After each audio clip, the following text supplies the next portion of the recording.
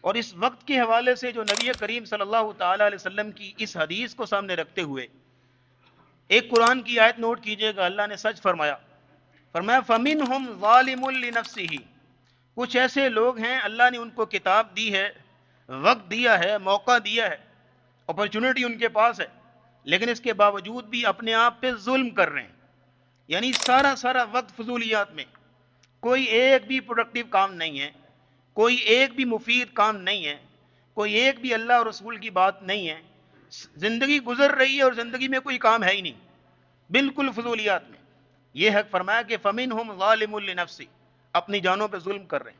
دوسرے نمبر پہ فرمایا فَمِنْهُمْ مُقْتَصِدٌ، کچھ ایسے ہیں جو کہ درمیانے چل رہے ہیں، کچھ جو ہے وہ اچھے کام بھی کر لیے، کچھ ساتھ فضولیات بھی چل رہی ہیں۔